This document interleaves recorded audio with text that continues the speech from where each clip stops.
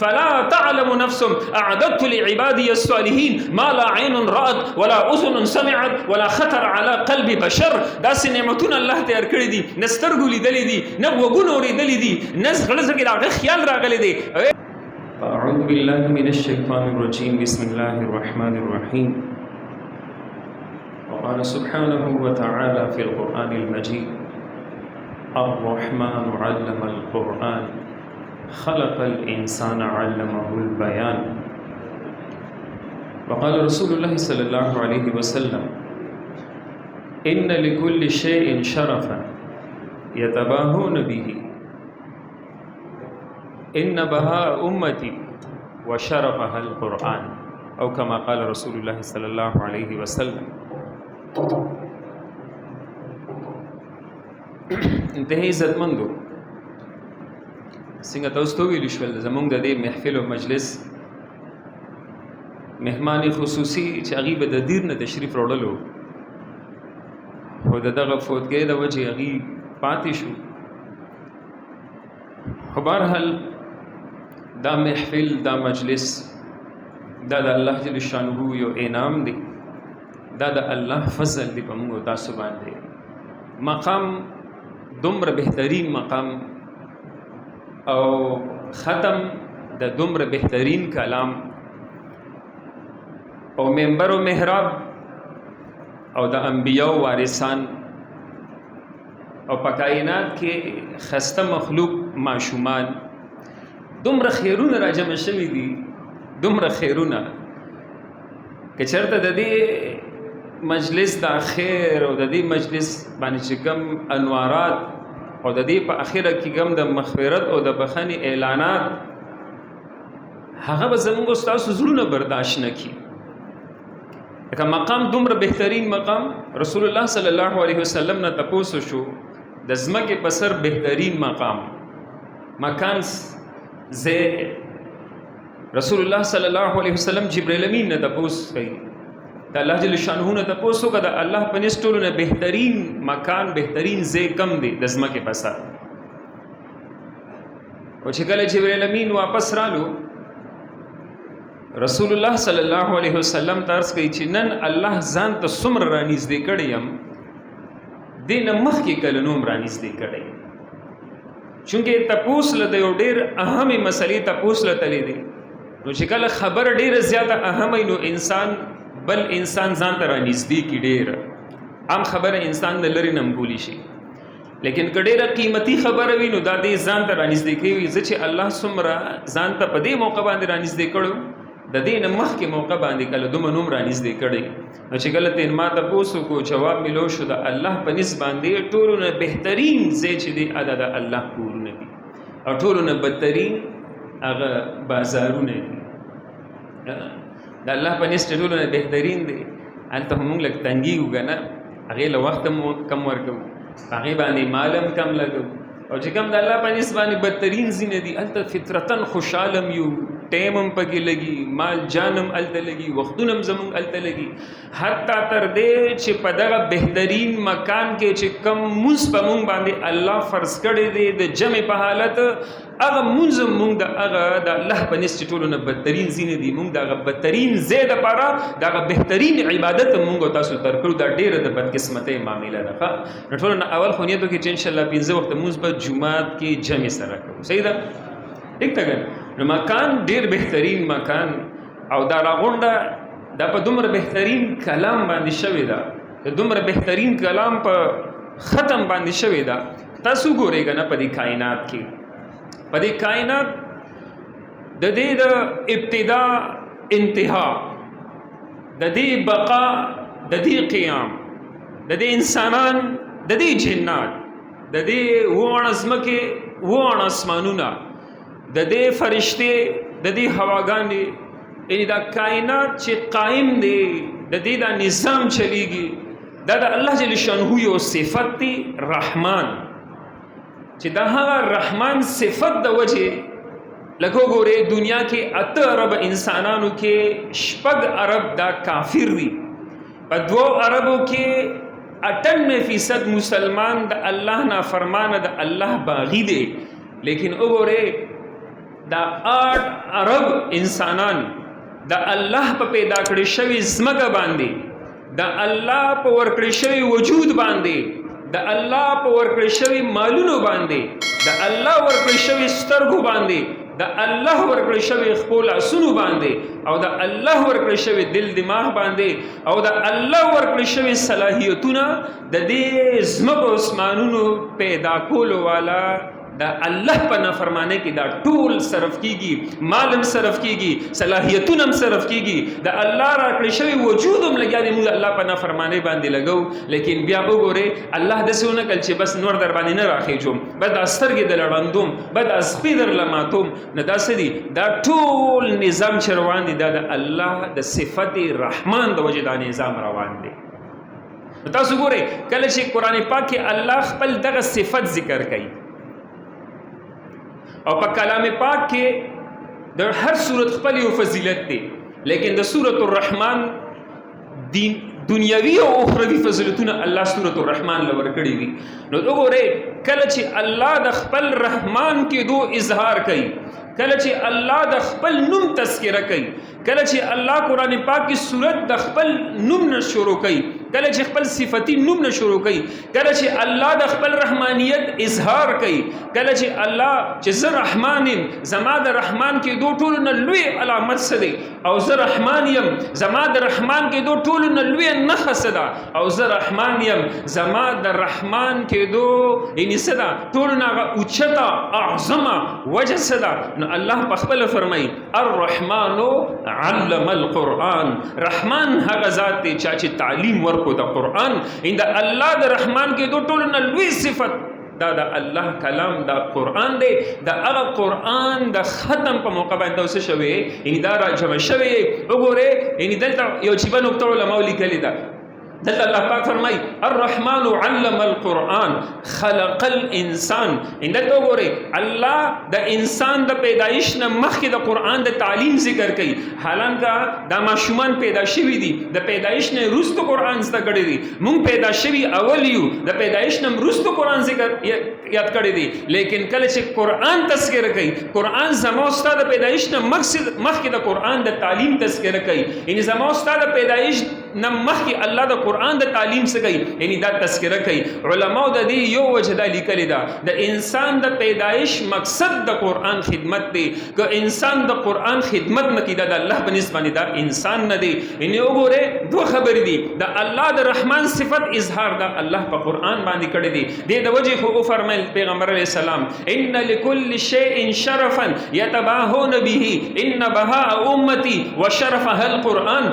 یقینا د هر څیز د پاره یو شرفي یا هر څیز د پاره د چې انسان په هغې باندې فخر وکړي، انسان هغه یاد کړي، د هر چا دپاره یو وي چې هغه په هغې باندې فخر کوي. وایي زما پلار څه دی، زما پلار شیخ الحدیث دی، بل وایي زما تره ایس ایچ او دی، څوک وایي زما تره دا ډاکټر دی، څوک وایي زما پلار دا څه دی دا گورنر دی.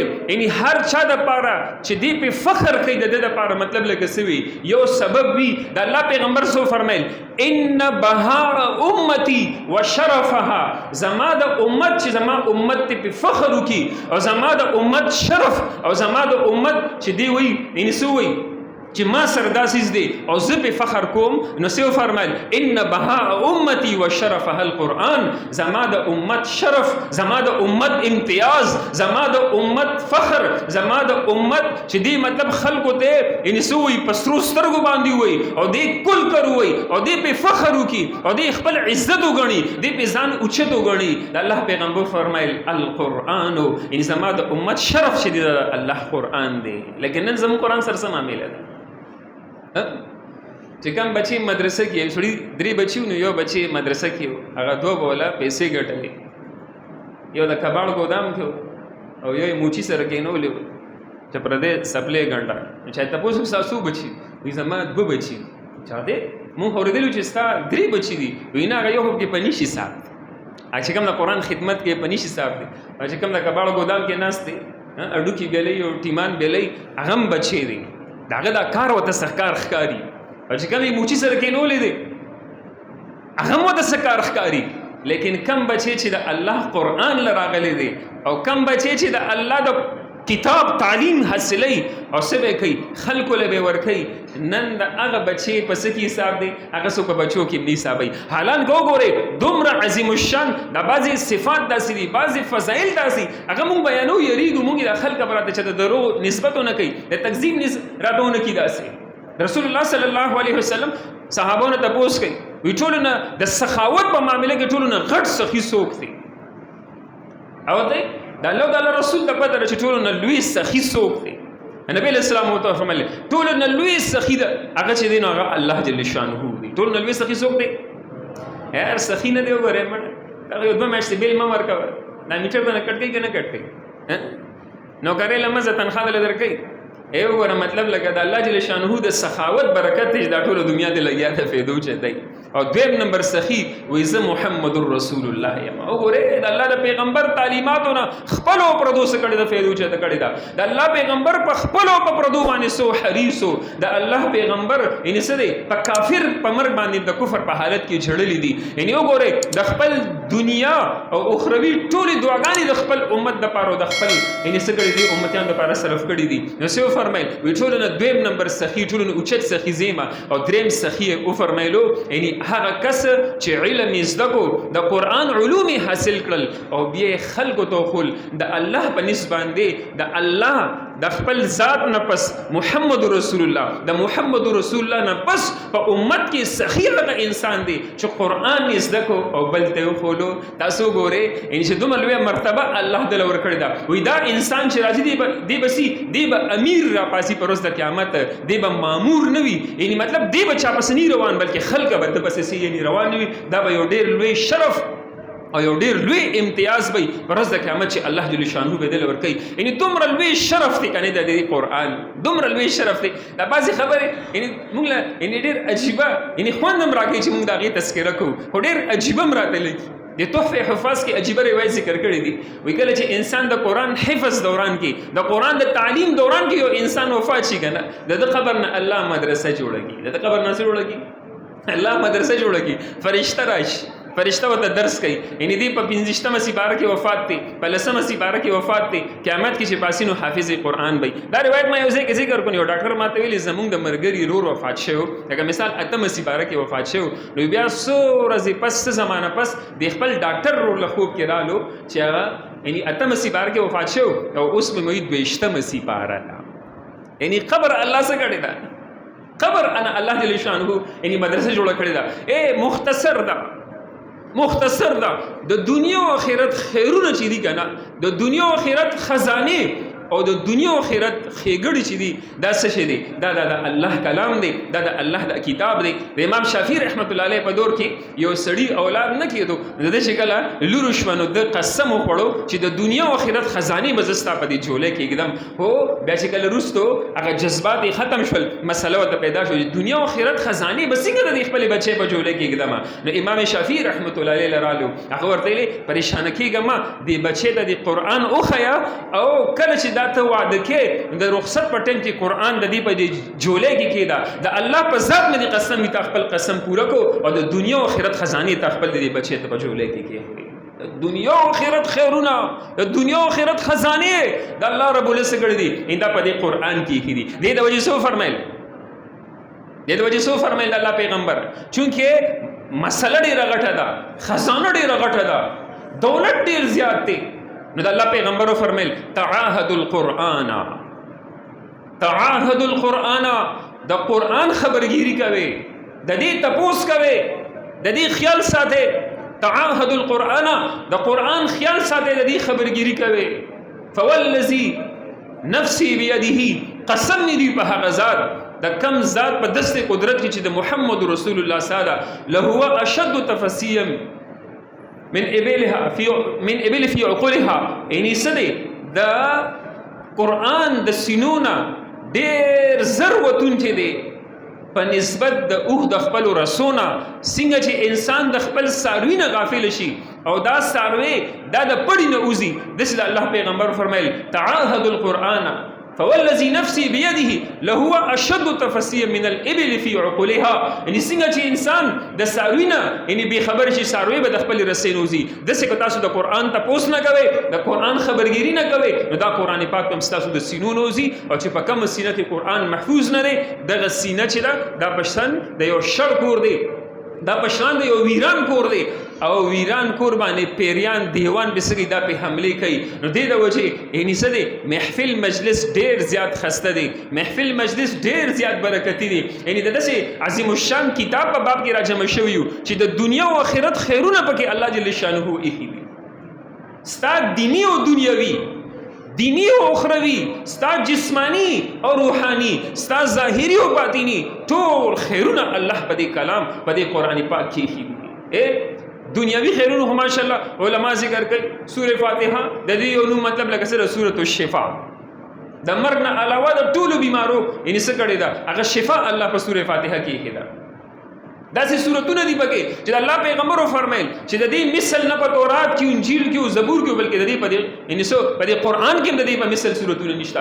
دنیاوی اعتبار سره، دنیاوی اعتبار سره قل هو الله احد، فلق، ناس، سحر او ماخام، یعنی څه کوي په دې لاس باندې چوف کوي د الله پیغمبر په ټول جسم باندې ویلې د هر سیز نه محفوظ شوي. د سوره بقره اخري دو آیاتونه د الله پیغمبر فرمایل، علی رضی الله عنه، عمر رضی الله عنه نقل کوي یعنی څه شول چې په چا کې لږ شانتي عقل هم وي، دا به تر هغه وخت پورې نو د کېږي تر څو چې د سوره بقره اخري دو آیاتونه نه لوستلې. او د الله پیغمبر فرمایل د سوره بقره اخري دو آیاتونه لوستل دا د هر قسم تقسیم، د هر قسم نقصان، ضرر، د هر قسم تکلیفونو لپاره څه شو، د لپاره څه شو، دا کافی شو. اخروی عالم برزخ کې اخروی اعتبار سره به دا یو روایت ذکر کو چې رسول الله صلی الله علیه وسلم فرمایل پر ورځ د قیامت چې کله د خلک د قبرونو راپاسي، نو په دې کې به یو انسان چې کله د خپل قبر نه راپاسي، نو د مخامخ یو انسان ولاړی ډېر زیات کمزوري شکل والا، دا خېټه چې دا د ملا سره لګېدلې وي، رنګ به چې وي نو هغه به یعنې څه وي، زیړ پیړ وي، سترګې به ورته پرېوتي، لکه دا دغه کمزورۍ وضاحت دی چې کمزوري شکل والا انسان زموږ داسې سترګې پرېوتې دي، مخ یې زیړ پیړ دی، خېټه څه شوې ده ملا سره جنګېدلې ده. نو دی به تعریفوني، ما پېژنې؟ دیو دې چې ما نه دې پیژنم. درې پیرې به دې تعریفوني، ما پیژنې؟ نه دې پیژنم. دې به دې دا لاس دې لاس کې راکړه، لاس دې لاس کې راکړه، زه د الله کتاب یما، زه قرآن یم. قرآن نن هر انسان د خپل تجارت نه فایده اوچتوي، ټولو نه زیات فایده اوچتوونکي څه ته د خپل تجارت نه د الله جل شانه دربار ته به راولي. الله رب العزت ته به سفارش کوي، الله زه د زما خیال ساتلو، دې ما د شپې خوب ته نه پرېښوستی، د په ما باندې عمل کولو، د ورځې په ما باندې عمل کولو، ما خوراک ته نه پرېښوستی، یعنې روژې وه د ورځې، د شپې به تهجد وکړي، یعنې دې ما د شپې خوب ته نه دی پرېښوستی، د ورځې ما خوراک ته نه دی پرېښوستی. الله زه د سفارش کوم، ته د سفارش وکړي. الله جل شانه د طرف نه ګوره اعلانات شروع شول، ويعطى الملک بیمینه. اے فرشتو د داسې بادشاہت، د داسې بادشاہت ملکن کبیره چې کوم قرآن پاک کې ملکن کبیره لفظ سره ذکر کړی دی. بیا د ملکن کبیره په تفسیر کې یعنی علماو اقوال ذکر کړی دي. د یو یعنی انسان د جنت یعنی دا خو د دې دنیا په لس چند باندې به الله جل شانه هغه کس لور کوي چې په خړپوسو لکه د سکروټو په شان تک تور به د جهنم نه روزي. د دې دنیا په لس چند به الله غل ور کوي، هغه اعلی درجه ولا به الله سور کوي. الله وت قرآن کې ملکن کبیره لفظ ذکر کړی دی، لوی بادشاہت. بھئی الله ان د لوی بادشاہت څومره دی، به په احادیثو کې د دې وضاحت دی. ان یو روایت کې د 1000 سال، بل روایت کې د 2000 سال. ان ګوره زماستر کو د ګوره ټول ان زماستر کې د دې دیوال نه دی دیواله پورې 100 سکندو کې مزل کوي. ګوره زما سترګو ته څومره ټایم به لګېدو، 1 سکند به لګېدو. او که مطلب لکه زه سر حرکت ونه کم او زه صرف په نظر واړو داسې، بیا به څومره ټایم لګي چې صرف سترګو کې دا ګاټي دی نه دې طرف ته واړو څومره ټایم به لګي.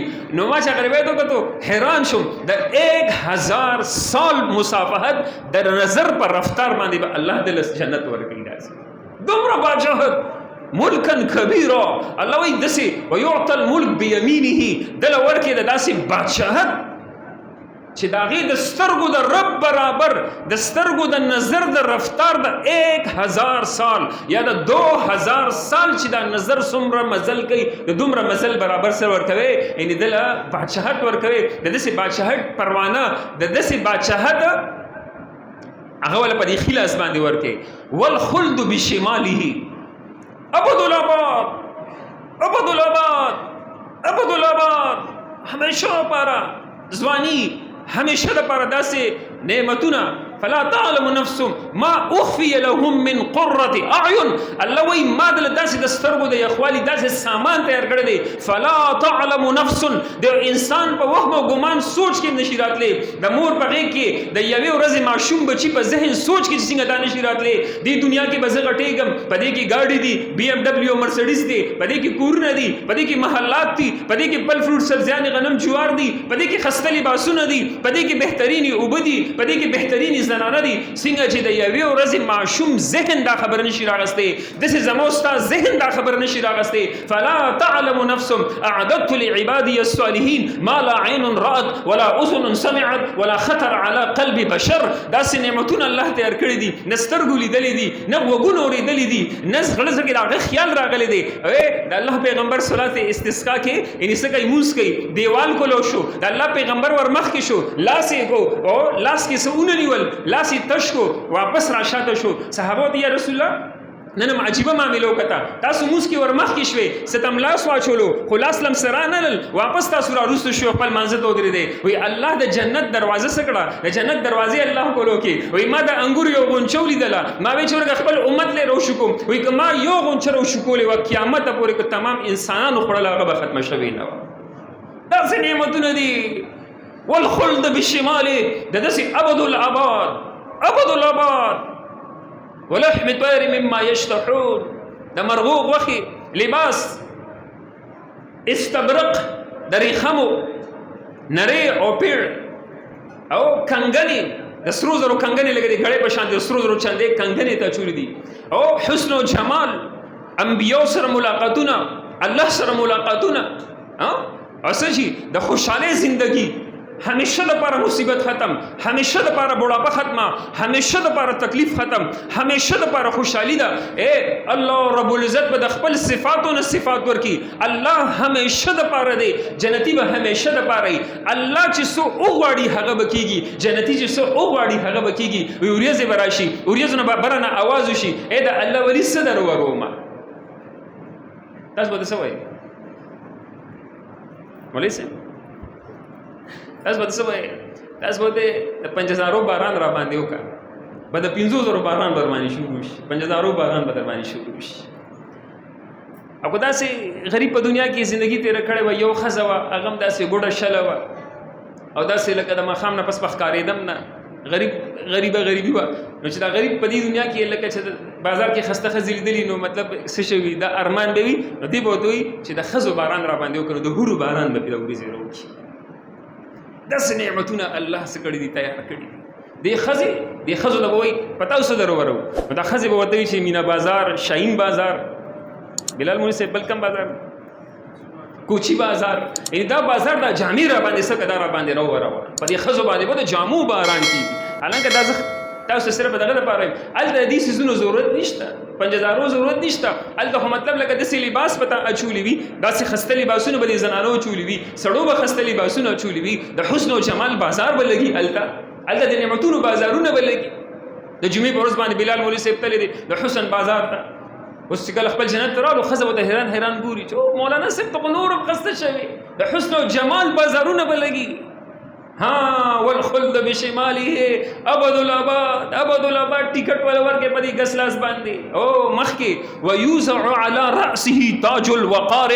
اے فرشتو، د داسې عزت، د داسې بزرګۍ او د داسې وقار تاج ول په دې سر باندې کېږدي چې د ټولې دنیا هیرې جواهرات، سونه چاندي، د ټولې دنیا قیمتي څیزونه راجمع کې، هغې کې د یو ملغلرې قیمت نشي ادا کولی. د نور نه به تیز رڼا په هغه تاج کې وي، څوک به ورته کتلی نشي، سترګې به بریښېږي. په داسې خسته تاج سره او په داسې خسته پروانو سره د قرآن چې د کمزور انسان په شکل باندې دی، د الله سي تی نیولې دی او راوستو جنت ته راوستو. زما سره د وفا کړې وه، وفا مې د سره وکړه او د جنت په دغه دروازه باندې در پرېږدي. نو نور یې زما عزتمندو، نور هم څه پکار دي؟ دا قرآن د دنیا او آخرت خیرونه پدې کې الله جل شانه وکړي دي. خو لیکن نن افسوس زه ډېر زیات خفه کېږم په دې یو خبره باندې. سار کې چې ماشومان سکولونو ته ځي که نه، تاسو لږ شانتي وګورئ که نه، پاک پاک لباسونه به یې چولي. خسته خبره ده، بچي پاک لګې، خپل ځان پاک ساتئ، خسته لباسونه اچوئ، خسته پیدار اچوئ. الله درکړي د الله په نعمتونو اظهار کوئ په خپل ځان باندې. الله په دې خوشحالېږي چې الله چاله نعمت ورکړی او د الله د نعمت په خپل ځان باندې اظهار کوي، غرور تکبر پکې نه. او بوټان به مله مور په خپل لوپټه باندې پاکي، خسته لباسونو کې رواني. او بیا کله د ماسپښین کې 3 بجو ټایم کې راشي د مدرسې مخې ته وګورئ، نو چپلې به چې اچولي نو هغې به یو شونډۍ او یو بني، او دا ځینې به اکثر شلیدلي وي د جامو دا ځینې. او هغه سیپاره د اصحاب کهف د زمانې سیپاره به راغسې ته چې د خودکش دماغه کې دا سیپاره یعنې څه شوې ده، دا زخمي شوې ده او غریبه داسې سورې ده په زړه باندې، اګتې به دې شلیدلي نو سیپارې به را رواني. هلته چې کوم دی په 28-29 تاریخ باندې فیس لیږي 2000 3000 4000. دلته زموږ د مدرسه کې یو دی نو 15 تاریخ شي 50 روپۍ فیس وي. پلار مې لا سعودي نه دي رالیږلي، 50 روپۍ فیس پلار مې لا سعودي نه دي رالیږلي که نه. مثال کې ته پر وګورئ، الله په دې نه خفه کېږي. ته مثلا د نور تعلیمانو دپاره انته دومره خسته ارسه کې تپوس هم کې مونږ سره والله حفظ وکړي، مونږ پلاران نه پېژنو چې مطلب په 3 کالو کې پلار دومره راشي دي جومات ته چې زما دا بچی قابل دی که دا نالقه دی یا مطلب دی راځي یا نه راځي. اسانه خبرې بس تا جولۍ کې مچولي دي که نه. سکول کې استاد څه کلم داسې نو چې ستا جولۍ کې مچولي دي، هلته هنر او ښځه ور روانې څومره خیالي ساتئ، ډبل لباسونه مله ساتلي، کتابونه، ټیوشنې، یو سمسټر په 60,000 روپۍ باندې. او دلته پوره حفظ وکړي، د حفظ په ورځ مې پلار نی راغلی. یعنې وګورئ هغه ماشومان چې دستربندیانې دي، بلال مونږ صاحب د ټولو پلاران راغلي دي. هلکه ماشومان لوشت کې چا ختمونه دي، ستا ټول پلاران راغلي دي. د چا پلار راغلی دغه اوس لاس اوچت کړي، لاسونه ښکته کړي. د چا پلار راغلی لږ لاس اوچت کړي. نه پلاران د چا راغلي دي، زه ماشاءالله پلاران چې د ټولو راغلي دي. پوهېږې په دې باندې نو انشاءالله خیال به ساتو که نه، د دې جوماتونو به هم خیال ساتو، مدرسو به هم خیال ساتو، علماو به هم خیال ساتو، د خپلو بچو د تعلیمونو دینی دنیاوي دواړو اعتبار سره د خپلو بچو د تعلیمونو خیال ساتو. لیکن چې څنګه ټولو نه اول الله دی، ټولو نه اول د الله کتاب دی، ټولو نه اول مطلب لکه زموږ ستاسو دین دی، نو ټولو نه اول به د 1 نمبر چیز خیال ساتو. او هغې نه پس بیا چې کوم زموږ دنیا ده 2 نمبر، نو بیا به د یعنې په ژوند کې د اصولو په اعتبار سره دنیا چې دا په 2 نمبر ده، نو د 2 نمبر خیال به هم ساتو، خو 1 نمبر به پرې خرابو نه. صحیح ده انشاءالله. الله جل شانه د عمل کولو توفیق راکړي. او ټولو ماشومانو ته مونږ مبارکباد وایو، د دې اهل عیال ته مونږ مبارکباد وایو، کوم خپل خپلوان راغلي دي ټول ته زموږ طرف نه د مبارکباد وایو. الله جل شانه د عمل کولو توفیق راکړي.